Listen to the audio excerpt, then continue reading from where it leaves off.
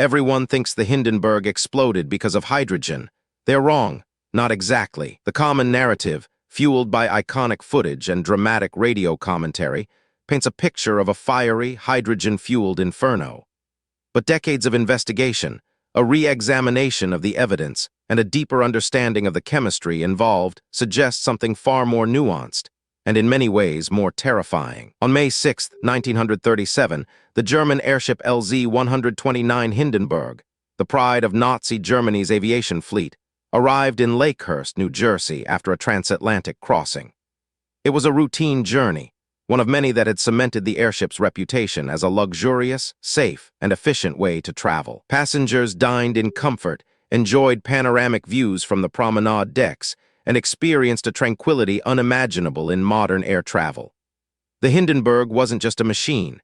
It was a symbol of technological prowess, a floating palace designed to conquer the skies. As it prepared to dock, a slight delay pushed its arrival back by several hours. Thunderstorms had cleared, but the air remained charged, humid, and heavy.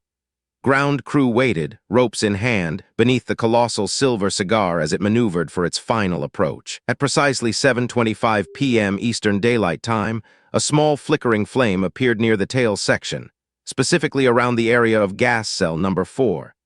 It was almost imperceptible at first, a tiny spark in the humid twilight. Then in a terrifying flash, the blaze erupted.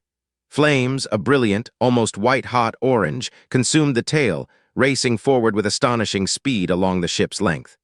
What followed was 34 seconds of pure horror, immortalized in film and sound. Herb Morrison's iconic radio broadcast, his voice cracking with emotion, became the defining soundtrack to the tragedy.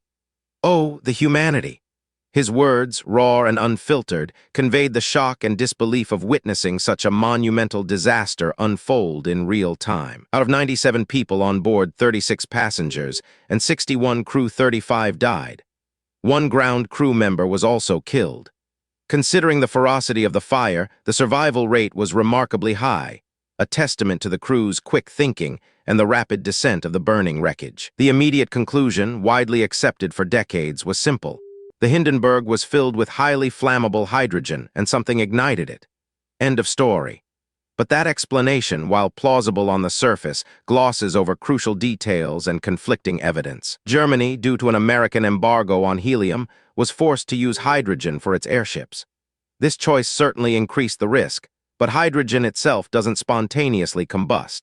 It needs an ignition source and a specific concentration with oxygen to burn. The official inquiry, conducted jointly by American and German experts, pointed to a leak of hydrogen from one of the rear gas cells, which then mixed with air, creating a combustible mixture. The ignition source, they speculated, was either static electricity or sabotage. The sabotage theory, popular at the time due to political tensions, was never substantiated. No credible evidence of a bomb or incendiary device was ever found.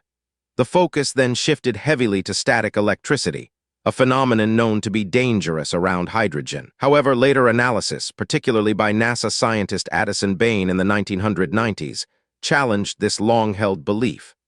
Bain, an expert in hydrogen safety, argued that hydrogen's flame, while hot, is almost invisible, burning with a pale blue hue. The vivid orange and red flames seen in the Hindenburg footage were not characteristic of pure hydrogen burning.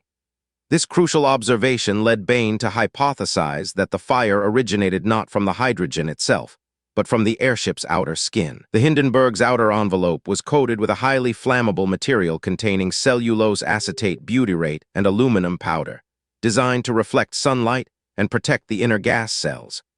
Essentially, the entire airship was wrapped in a highly combustible skin, akin to solid rocket fuel. Bain's theory suggests that a spark, most likely from static electricity that had built up in the stormy weather, ignited this flammable skin.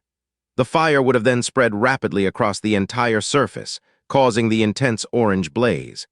This intense external fire would then have compromised the gas cells. The hydrogen, once exposed to the external fire, would have burned, but its contribution to the initial, rapid spread of the visible inferno would have been secondary. It was the skin, not just the gas, that was the primary fuel for the spectacular blaze. This revised understanding shifts the blame from simply hydrogen to a combination of factors: the highly flammable skin, the lingering static electricity from the thunderstorms, and crucially, a design flaw that made the entire structure a potential firebomb. Further investigation in the 2000, including a documentary by the National Geographic Channel, recreated the disaster using models and scientific analysis. Their findings largely supported Bain's theory, demonstrating how the skin could indeed be the primary ignition point. The Hindenburg disaster was not just a simple hydrogen explosion. It was a complex interaction of materials science, atmospheric conditions, and the inherent risks of a pioneering technology. The legacy, however, remains the same: the end of the passenger airship era. The tragedy solidified public fear, sealing the fate of these majestic sky giants. Despite their luxurious appeal and promise of swift transatlantic travel, the image of the burning Hindenburg became an indelible symbol of technological hubris and the dangers of unbridled innovation. So, what really happened to the Hindenburg? A static discharge ignited its highly flammable outer skin, and the subsequent fire compromised the hydrogen-filled gas cells, leading to the catastrophic inferno. It wasn't just hydrogen. It was a deadly cocktail of materials and circumstances. The story of the Hindenburg is a stark reminder that even the most advanced technologies carry unforeseen risks. It's a testament to the fact that history's most dramatic events often have layers of truth, waiting to be uncovered by persistent inquiry and scientific scrutiny. Next, we unravel the mystery of Flight 19, the squadron of torpedo bombers that vanished without a trace.